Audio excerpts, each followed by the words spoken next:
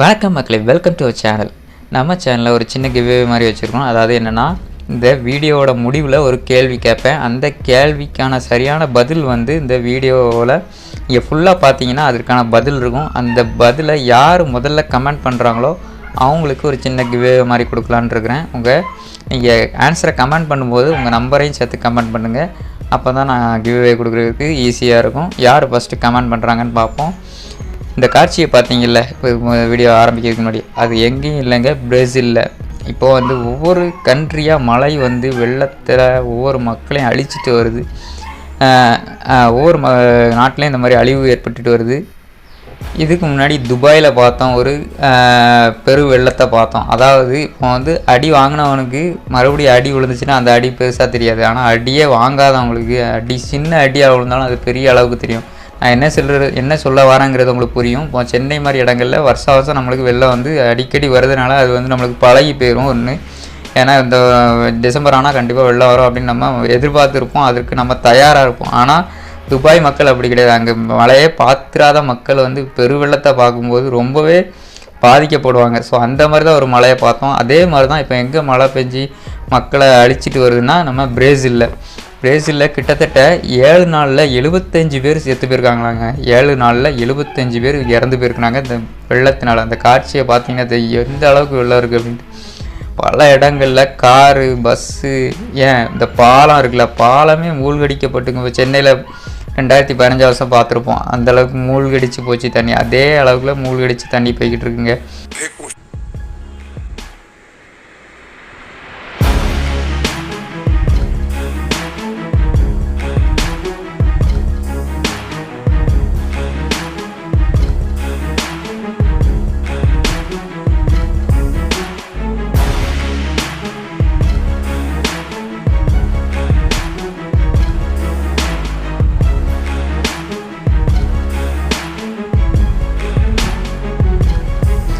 அது மட்டும் இல்லாமல் பிரேசிலில் ரியோ அப்படிங்கிற இடம் தான் கடுமையான பாதிப்புக்குள்ளாக இருக்குது.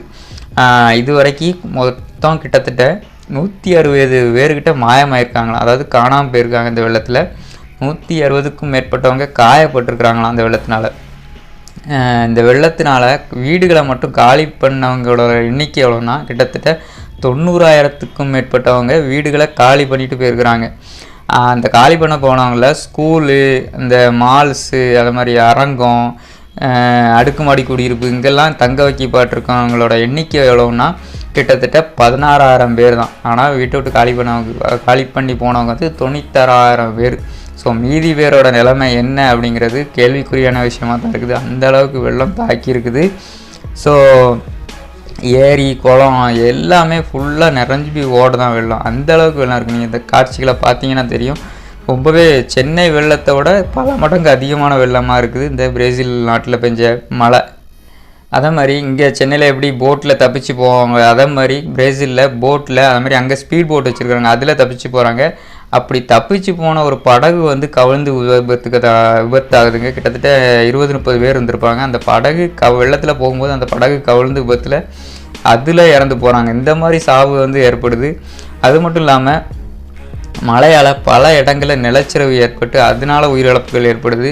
இது இப்போ வரைக்கும் அங்கே ஹெலிகாப்டரில் இருந்து தான் மீட்பு பணியை பண்ணிட்டு வராங்க, மீட்பு பணியை நடத்திட்டு வராங்க.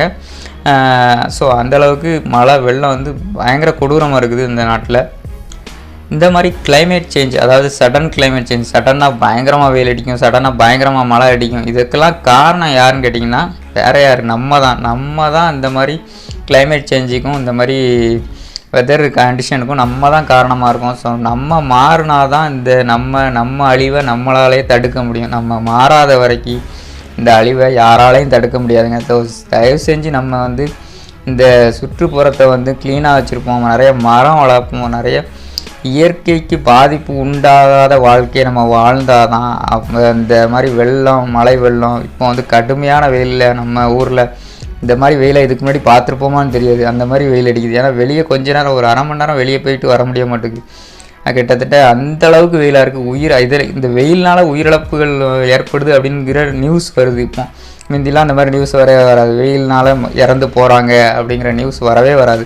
ஆனால் இப்போ வெயில்னால் இறந்து போகிறாங்க அப்படிங்கிற நியூஸ் வர ஆரம்பிச்சிட்டு. இதெல்லாம் மழைனால் இறந்து போகிறாங்கன்னு தான் நியூஸ் வரும். ஆனால் இப்போ வெயில்னால இறந்து போகிறாங்க அப்படிங்கிற நியூஸ் வருதுன்னா ஸோ அந்த அளவுக்கு வெப்பம் அதிகரிச்சிருக்குன்னு அர்த்தம். அதுக்கு யாருன்னு காரணம்னு கேட்டிங்கன்னா வேறு யாரும் கிடையாது, நம்ம தான் காரணம். நம்ம தான் சுற்றுச்சூழலை நாசமாக்கிக்கிட்டு இருக்கோம். ஸோ அதை நம்ம தடுத்தால் தான் நம்ம வந்து உயிர் வாழ முடியுங்கிறது இது மூலமாக தெரிஞ்சுக்கிறோம்.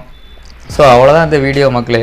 ஸோ இந்த வீடியோ இந்த கிளிப்பிங்ஸ் எல்லாம் பார்த்துருப்பீங்க, எவ்வளோ கொடூரமாக மழை வெள்ளம் பெய்யுதுன்னு. இதே வெள்ளம் தான் நம்மளுக்கும் இந்த வருஷமும் வரப்போகுதுன்னு நினைக்கிறேன். ஸோ அதுக்காக நம்ம வந்து என்ன பண்ண போகிறோம் தெரியல. ஸோ நம்ம தான் இந்த சுற்றுச்சூழலை பாதுகாக்கணும். கிளைமேட் சேஞ்சுக்கு நம்ம தான் காரணமாக இருக்கணும், அதை தடுத்து நிறுத்தணும் அப்படின்னு தான் நான் சொல்கிறேன். நீங்கள் என்ன சொல்லுங்கள் கமெண்டில் சொல்லுங்கள். இந்த வீடியோக்கான கேள்வி என்னென்னா, எந்த இடம் ரொம்ப கடுமையாக பாதிக்கப்பட்டது அப்படின்னு நான் சொன்னேன் அப்படிங்கிறது தான் இந்த வீடியோக்கான கேள்வி. எந்த பிரேசிலில் எந்த இடம் ரொம்பவே பாதிக்கப்பட்ட இடம் அப்படின்னு நான் சொன்னேன் அப்படிங்கிறதான் கேள்வி. ஸோ உங்கள் பதிலை கமெண்டில் சொல்லுங்கள். வீடியோ பிடிச்சா நம்ம சேனலுக்கு சப்ஸ்கிரைப் பண்ணி வச்சுக்கோங்க. நம்ம சேனலை லைக் பண்ணுங்கள், ஷேர் பண்ணுங்கள், கமெண்ட் பண்ணுங்கள். மீண்டும் மற்றும் ஒரு சம்பவத்தை சந்திக்கலாம். நன்றி, பாய்.